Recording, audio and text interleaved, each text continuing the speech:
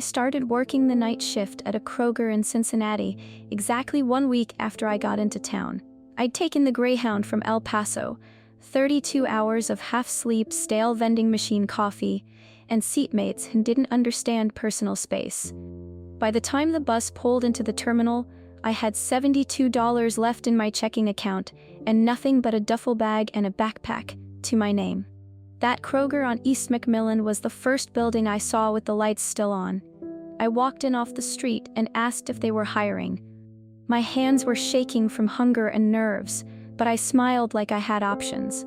The hiring manager glanced at my ID and barely looked at my application. He asked if I had any overnight stalking experience. I said I did. I didn't. He asked if I could start that night. I said yes. I absolutely couldn't. But what was I going to do? Say no and walk back out into the cold? So that's how I found myself standing under the flickering security lights in the produce section, trying not to let the smell of overripe bananas and bleach make me gag. The store was massive, long aisles like quiet tunnels, with high shelves and empty air. Even during the day it felt strange, like it was built too big for the number of people who shopped there. At night, under those green-tinted security bulbs, the whole place looked submerged, like I was underwater. Sound didn't carry right, footsteps felt muffled. My own breathing seemed too loud. There were only 3 of us on night crew. The first was Jesse. He was already stacking pallets by the time I walked in. Wiry guy, mid-30s, short buzz cut, and a face like a warning sign. I said hi and got nothing but a grunt in return. He jerked his chin toward the back room and kept working like I wasn't worth the air it would take to speak. The second was Talia. She showed up 5 minutes after me. Younger, maybe 19 or 20. High ponytail, chipped black nail polish, and a hoodie with some punk band I'd never heard of. She looked me up and down, smiled, and said, "Guess we're the new blood." I liked her instantly. We both stood there awkwardly, watching Jesse forklift a pallet of soup cans like he was mad at them. No greeting, no instructions, no tour. Talia leaned in and mouthed, "We're on our own." That's when the manager showed up. He walked out of the back office like he'd been waiting for a dramatic entrance. Clipboard tucked under one arm, a stack of laminated papers in the other. His name tag read Harold, and he looked like the only person in the building who gave a damn about appearances. Crisp, button-down shirt. Slacks with a crease so sharp it could cut. Shoes polished to a mirror shine. His hair was perfectly combed and didn't move when he walked. But his smile didn't touch his eyes. "You two must be the new hires," he said, voice calm and pleasant, almost soft. "Good, then you'll need these." He handed us each a laminated sheet, yellowed at the edges, a little warped, like it had been through some heat. At the top, in bold capital letters, "Overnight Guidelines, Store 1. If you hear the front door chime after midnight, do not check it. No one is scheduled to enter after 11:59 p.m. Let it ring, let it stop. 2. Never acknowledge a customer wearing a Kroger uniform older than the current one. If they ask for help, say you'll get a manager and walk away. Do not return. 3. If the intercom activates by itself and announces a manager special, immediately unplug the PA system at the service desk and wait 5 minutes. Do not speak during that time. 4. Do not enter the break room between 3 a.m. and 3:17 a.m. If the door is open, close it. If it's locked, leave it. 5. If you find a spilled mop bucket in aisle 7, clean it in silence. There will be no janitor on duty. Do not slip. 6. If the checkout scanners begin beeping on their own, stop what you're doing and stand still. Do not look toward the registers. They are scanning someone else. 7. If you are approached by someone claiming to be a manager and asking if you've been following the rules, lie. Say yes. Say it confidently. Then leave the store as soon as possible. Signed, Manager H. Benton. I blinked. My mouth went a little dry. The page felt cold in my hands. I looked up at the man who'd handed it to us. "Wait," I said. "Are you Harold Benton?" He gave a little laugh. It was the kind of laugh that tried too hard to sound casual. "Nah, we just have the same name. Weird, right? You don't really believe in ghosts, do you?" Talia laughed. I didn't. Because the air around us had gone still. Because Jessie had stopped moving. Because the name Manager H. Benton was printed on the sheet I held. And the guy standing in front of us hadn't blinked once. I wanted to ask more questions, but he'd already turned away and disappeared back into the office. Clipboard tucked neatly under one arm like none of it mattered. I held the page tighter and read it again. Then I read it a third time. Not because I believed it. Not yet, but because something deep in my gut was already whispering, "Don't break the rules." We made it through the first night without anything happening, nothing weird anyway. I spent most of the shift figuring out how to open a pallet jack without crushing my own foot, while Talia muttered about expired cereal and Jesse stocked shelves like he was trying to punish them. Nobody talked much. The fluorescent lights buzzed quietly overhead, and the whole store smelled like soap and freezer burn. I kept the wool sheet tucked in my hoodie pocket the whole time. It crinkled whenever I bent over. Around 2 in the morning, I finally worked up the nerve to ask Jesse, "So, are those rules for real?" He didn't stop working. He didn't even look at me. He just said, "You'll find out." That was it.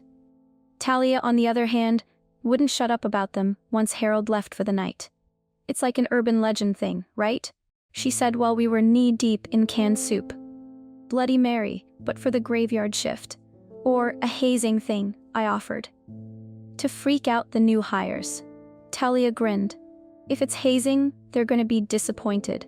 I'm unfreak-outable." She actually said that. Unfreak-outable. Jesse, stacking soup a few feet away, froze mid-can. Then without turning, he muttered, "You'd better shut up about that." Talia blinked. "Why?" He leaned closer, his voice dropped low. "Because I've seen what happens when people don't." That finally shut her up. We didn't say much after that. Not until the door chime rang. It was soft, distant. Ding ding. It was past 12:30 a.m. I was in aisle 3. Condiments. The jars of pickles caught the green glow of the security lights just right, so it looked like they were filled with something radioactive. I stood up straight and turned my head toward the front. The sliding glass doors didn't open. The motion sensors didn't trigger. There was no breeze, no sound of shoes on linoleum. Just the chime. Ding ding, ding ding. It kept going, every few seconds. The exact same tone, identical spacing. I looked down the aisle and saw nothing. No customer, no one walking past. Nothing but rows of mustard and mayo and hot sauce, quietly glowing. I remembered Rule 1. If you hear the front door chime after midnight, do not check it. No one is scheduled to enter after 11:59 p.m. Let it ring. Let it stop. Keep working. The words echoed in my head like I'd just read them. The ringing didn't stop. I stepped away from the end of the aisle, back toward the shelves, heart thudding way too hard for something as simple as a door chime. I tried to focus on the bottles in front of me. Stock them, face them, keep moving. Behind me, ding ding. I gritted my teeth. Every instinct screamed to go check. It might be a customer. It might be someone lost or hurt. It might be someone who needed help. But my gut said otherwise. My gut said don't move. So I kept stocking mustard, one bottle at a time, one row at a time. The sound kept going for maybe 2 full minutes. Then, silence. I waited. 5 seconds, 10, still nothing. Eventually I heard Jesse's cart roll past the next aisle. He didn't say anything, just kept moving, like it hadn't happened. I stood there for a long time, my fingers resting on a bottle of Dijon. Eventually, I started breathing normally again. Talia didn't hear the chime. She was in the freezer section, earphones in, blasting music from her phone. When I told her about it on our break, she snorted. So a door rang, spooky. Jesse looked up from his cup of black coffee and stared at her for a solid 5 seconds. Then he said, "Next time you go check it." That shut her up again. I kept thinking about the timing. 12:30 a.m. 31 minutes after the cutoff listed on the rule sheet. It hadn't been a prank. No one had walked through the doors. I would have seen them. The sensors would have triggered. The lights above the entrance would have flickered on. But they hadn't. The chime had rung, and it had stopped. I didn't sleep that morning. Eyes on the ceiling, thinking about a sound that shouldn't have been there. Wondering what might have happened if I'd gone to check. The second night felt different. It wasn't anything obvious. The lights still flickered overhead. The aisles were still cold and quiet. But something in the air felt heavier. Like the silence had weight now. Like the store was listening. Jesse didn't say much. He nodded at me when I walked in and then went straight to the receiving dock like always. Talia came in chewing gum and humming like she was trying to act normal. But when we passed the break room, she slowed her pace just a little. She didn't say anything, neither did I. We weren't laughing about the rules anymore. That night I was assigned to frozen foods, stocking new pallets of microwave dinners and mystery meat burritos. The cold from the freezer seeped into my bones and stayed there, no matter how fast I worked. Just after 1 a.m., the overhead intercom crackled to life. "Manager special, 2 for 1 ground chuck in the meat department." The voice was wrong, not just staticky, wrong. It was low and slow, like someone trying too hard to sound cheerful. Each word was stretched too far apart, like a recording being played at half speed. "Manager special, 2 for 1. I stopped mid-step, holding a box of frozen hash browns against my chest. We hadn't stocked ground chuck in 2 days. I remembered because the truck was late and Jesse had complained about it all night. I looked around. The store was empty. Just like always. No customers, no music. Just that voice overhead, slurring through the speaker, like it had all the time in the world. I dropped the box and bolted toward the front. The intercom was still talking. Same deal. Same words. Same voice. 2 for 1, ground chuck. I reached the service desk and slid behind the counter.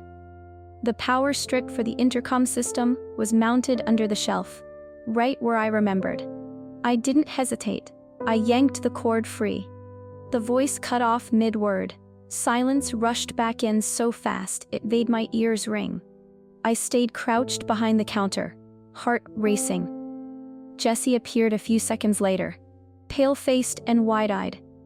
He didn't ask what happened. He already knew. He stepped around to the other side of the desk and knelt down beside me. "You didn't speak, right?" he asked quietly. I shook my head. He nodded once, then glanced at his watch. "Set a timer. 5 minutes. We wait." So we waited. We didn't talk. We didn't move. We didn't even look at each other. The store stayed dark and still. The only noise the distant hum of refrigeration units and the occasional groan of the ceiling beams. At exactly 5 minutes, the lights flickered once, then steadied. The air felt normal again. I didn't realize how tense my body had been until my shoulders finally dropped. Jesse stood and reached out a hand to help me up. "Good," he said. "You did it right." I didn't feel like I'd done anything right. I felt like something had tried to crawl through the ceiling and whisper into the bones of the store. And we barely kept it out. Later, back in aisle 9, I told Talia what had happened. I didn't exaggerate it. I didn't need to. She listened quietly, which surprised me. No sarcastic comment, no eye roll. But when I said the voice sounded wrong, she frowned. "Wrong how?" she asked. "Like, hollow," I said. Like it was pretending to be human. Talia opened her mouth to respond, but stopped. Because in that exact moment, we heard a voice from 2 aisles over. "Manager special." But the intercom was still unplugged.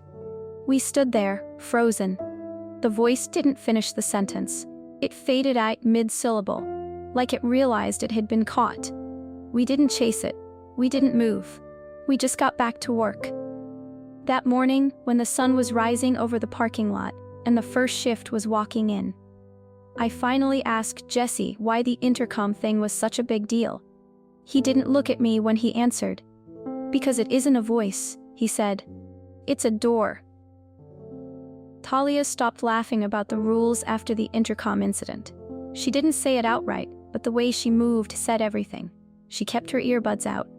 She walked a little faster through the back hallway, and every time Jessie so much as glanced toward the service desk, she tensed, like she expected to hear that voice again. That was the thing about this place. It got under your skin. The lights buzzed just a little too loud. The motion sensors twitched when no one was near. The security monitors in the back flickered static every night at the exact same time, 2:46 a.m., like something behind the walls was waking up. But we kept showing up. We needed the money, and no one else was hiring. At least not for people who lied on their applications or had no permanent address. On the fifth night, I noticed Talia staring at the break room door during our first sweep of the back hall. She stood there for a few seconds too long, then looked away when she saw me watching. We didn't talk about it. Not yet. Around 2:50 a.m., I was in aisle 5, restocking canned beans and trying not to think about what time it was. Jessie was somewhere near dairy and Talia was supposed to be doing paper products. Everything was quiet. Normal, for us. The kind of quiet that feels like holding your breath for 8 hours straight. At 3:04 a.m., I realized I hadn't seen Talia in a while. That's when the break room door creaked. Not slammed, not swung open. Creaked. Like it was being pulled open slowly, deliberately. I froze mid-step, a can of baked beans halfway to the shelf. Do not enter the break room between 3 a.m. and 3:17 a.m. If the door is open, close it. If it's locked, leave it. My gut twisted, I left the cart behind and started down the back hallway at a jog. The hallway was long and fluorescent and cold, like walking through the inside of a dead machine. When I turned the corner, I saw it. The door was open about 6 inches. No light inside, no sound, just open. I called out, quiet but urgent, "Talia?" Nothing. I stepped closer, heart in my throat. I could see her shoe, a black sneaker just inside the doorframe. She had gone in. I didn't know what to do. I wasn't supposed to enter. I wasn't even supposed to be near it. I thought about closing the door. I thought about running to find Jessie. But I did neither. I stood there like an idiot, watching the dark seam of the open doorway and imagining every possible thing that could be inside. At exactly 3:17 a.m., the lights in the hallway flickered once. The break room door slammed shut. I backed up fast, my spine crawling with cold. 3 minutes passed, then 5, then 10. I didn't move. At 3:20, the door opened again. Talia stepped out. Her shirt was soaked through with sweat. Her ponytail was half untied. Her eyes didn't meet mine. I opened my mouth to say something, anything, but she just walked right past me. "Don't go in there," she said. That's all. She didn't talk for the rest of the shift. Jesse didn't ask questions. He saw her face, saw the way she kept her back to the walls, and he didn't say a word. I asked her about it later, after the sun came up, outside the employee entrance near the loading bay. "What did you see?" I asked. Talia lit a cigarette with shaking hands. She didn't answer right away. Then she said, "There's a mirror in the break room." I waited. She exhaled smoke and added, "But it doesn't show you." "What do you mean?" Talia looked at me, finally, and her voice dropped to almost a whisper. "It shows what the store wants." I didn't press her after that, because whatever she saw in that mirror had drained the color from her face, and whatever the store wanted, it had nothing to do with us. We didn't joke about the rules anymore. Talia barely spoke. She moved slower now, like she was always cold. She started carrying that laminated sheet in her back pocket, folded once, edges worn from rubbing against her jeans. I kept mine in my locker, but I had it memorized by then. All of it. Jessie didn't say much either, but he stuck closer to us during the shift. He used to work solo, always disappearing between aisles. Now he hovered nearby, just close enough that we could hear the wheels of his cart rolling on the tile. None of us said it out loud, but the store had changed. Not visibly, not on paper, but something under the surface had shifted. Like the building was paying attention. The shift started normally that night. I was on dry goods, Talia was organizing end caps, and Jessie was handling produce. Around 2:10 a.m., I moved into aisle 7, household cleaning supplies. The second I turned into it, I stopped short. There, right in the center of the aisle, was a mop bucket tipped on its side. Water soaked the floor around it, dark and spreading slowly in every direction. A mop leaned against the shelf nearby, its head completely dry. No one had a mop bucket tonight. I knew that for a fact. The janitor, Frank, only worked day shifts. Jessie had told me that on night 2, back when I was still pretending I wasn't scared of anything. I took one step closer and felt the rubber sole of my shoe skid slightly on the tile. The water looked thin at first, just grayish, but under the light, it had a reddish tint. It wasn't blood, not quite, but it wasn't just water either. My fingers twitched. My mind raced back to Rule 5. If you find a spilled mop bucket in aisle 7, clean it in silence. There will be no janitor on duty. I glanced behind me. No one was nearby. The mop was leaning against a shelf of bleach. The bucket was tilted like it had been dropped, not knocked over. The water kept spreading, and I had no clue where it was coming from. I grabbed the mop. It was bone dry. No scent of chemicals. The head crinkled like something that hadn't been used in months. I dipped it into the water anyway. It resisted. I don't mean it was thick, it just pushed back. Like the surface tension didn't want to break. Like I was mopping a floor that wasn't quite solid. But I did what the rule said. I cleaned it, in silence. No grumbling. No questions. No humming to fill the space. Just mop, drag, lift, repeat. The water left a strange trail behind it, like oil smeared on glass. But it slowly faded as I worked, the way normal water would under fluorescent lights. The bucket never emptied. No matter how much I wrung out, it stayed full. Still, I kept going until the floor was dry. Then I leaned the mop back against the shelf, exactly where I'd found it. I didn't ask where the bucket came from. I didn't ask who used it last. I walked away without turning around. Later that night, while stocking plastic wrap near aisle 6, I noticed something on the bottom of my shoe. I crouched down and peeled off a scrap of soggy receipt paper. It had fused to the sole somehow, soaked through. But it wasn't a receipt from our system. It was yellowed, crinkled, and printed at the top in faded red.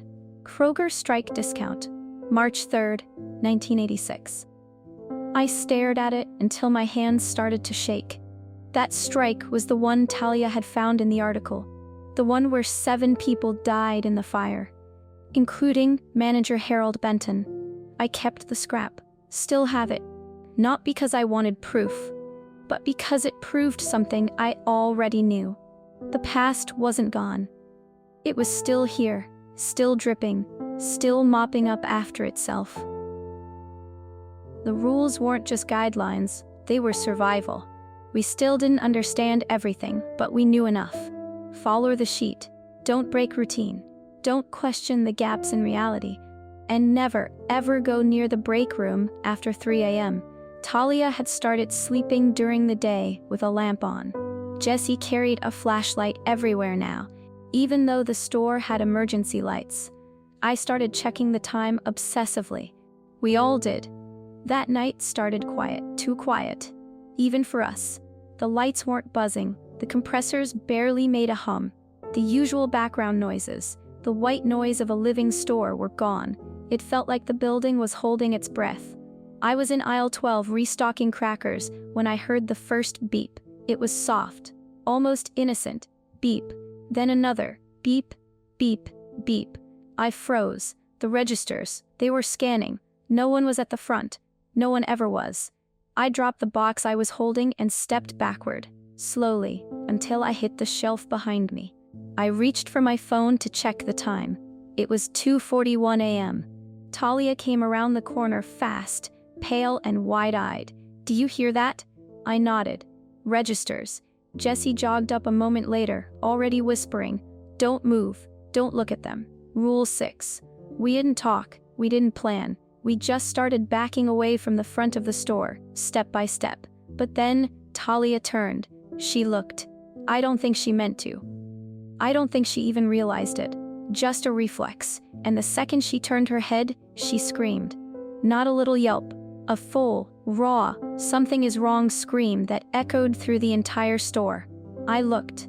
I shouldn't have, but I did, and I saw them. Figures, blackened, burned, twisted into half-human shapes. Their clothing melted into their skin, name tags warped and unreadable, but the Kroger blue still visible beneath the charred fabric. Each one stood at a self-checkout scanner, miming the motions of ringing up groceries that weren't there. Their hands moved in slow, looping patterns, scanning air, bagging nothing, staring dead ahead, except one. One turned toward me. Its eyes were hollow sockets, weeping ash. Its jaw unhinged slowly, too wide, like it was going to speak, or scream, or beg, but no sound came out, just the wet crack of burnt skin as its mouth stretched wider. Jessie grabbed my arm and yanked me backward. "Don't engage," he shouted. "Run." I grabbed Talia's wrist and we sprinted. The scanners were still beeping behind us, picking up speed, like some invisible customer was frantically checking out a cart full of ghosts.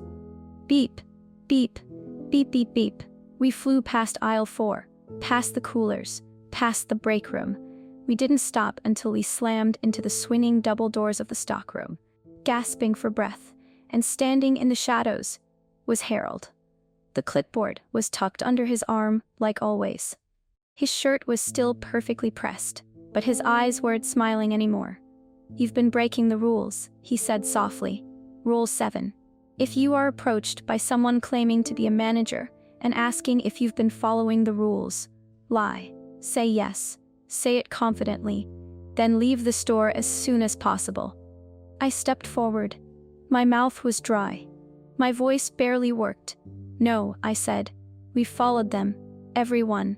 It wasn't the truth, but I said it like it was. Harold didn't move. He just stared, studying each of us like he was deciding whether we still belonged here.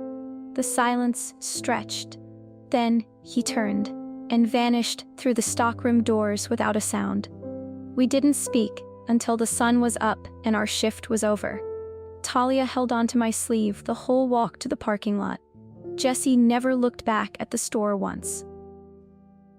We didn't clock in. None of us. No one said it out loud, but we'd all agreed, silently, wordlessly, that we weren't stepping inside again. Not after what happened with the scanners. Not after Harold. We showed up anyway. All 3 of us. Jessie parked his old Honda at the far end of the lot. Engine off. Headlights dark. We sat in the front seat with the heater running low. Windows cracked just enough to keep them from fogging up. It was cold out. Not freezing, but damp. The kind of chill that settles into your bones and stays there. No one said a word for the first 10 minutes. Talia sat between us, knees pulled to her chest, eyes locked on the store entrance, like it might lunge forward at any second. She hadn't spoken since her scream 2 nights ago. Not really. Just short answers and long silences. I watched the sliding glass doors. They were closed, dark, still. The store looked normal. Dead fluorescent lights, a single camera turning in slow arcs above the entrance. Empty shelves visible through the front windows. But that was the trick, wasn't it? It always looked normal. Until it didn't. Jessie checked his watch. 11:58 p.m. He cleared his throat. Almost time. None of us responded. We just watched. The lot was empty, except for us. No customers, no delivery trucks. Not even the stray cats that sometimes curled up behind the dumpsters. The store just sat there. 11:59 p.m. The front doors slid open. No one touched them. No one was near the sensors. But they opened anyway. Smooth, slow, like they were greeting someone. And then the smoke rolled out. It wasn't heavy, just a soft gray mist at first. It crept across the tile, it spilled out into the pavement, like fog slipping under a doorframe. Talia made a noise under her breath, somewhere between a gasp and a whimper. Inside, the lights flickered to life. Aisle by aisle, cooler by cooler, like the building was waking up. And then we saw them. The scanners lit up. All of them. Beeping, scanning. Registers blinking red and green like some holiday from hell. And behind them, shifting between aisles like they'd never left, the workers. The burned ones. Their faces still melted. Uniforms charred and fused to their skin. Some dragging half limbs behind them. Others standing still, just breathing. Watching, taking inventory of a world they weren't part of anymore. And there, near aisle 7, clipboard in hand, watching it all with quiet approval. Harold Benton. He was writing something, checking something off. His hair still perfect, his shirt still tucked, his name tag still shining beneath the collar. Manager H. Benton. He turned and walked through the store like he was on rounds. Just another shift, just another night on the clock. Like the fire never happened, like the strike never ended, like the dead were still stocking shelves and counting registers and scanning groceries that didn't exist. Talia leaned forward, fogging the windshield. "Do you see that?" she whispered. I nodded. Jesse didn't move, just stared. "They think they're still working," he said. And he was right. They weren't haunting the store, they were still running it. We didn't sleep that morning. I watched the sunrise over the skyline from my apartment window and wondered what would have happened if we'd gone in. If we'd clocked in like normal. If we'd followed every rule perfectly, like nothing was wrong. Maybe we'd have joined them. Maybe that was the final rule no one told us. Don't get too comfortable. Because this place doesn't let you leave.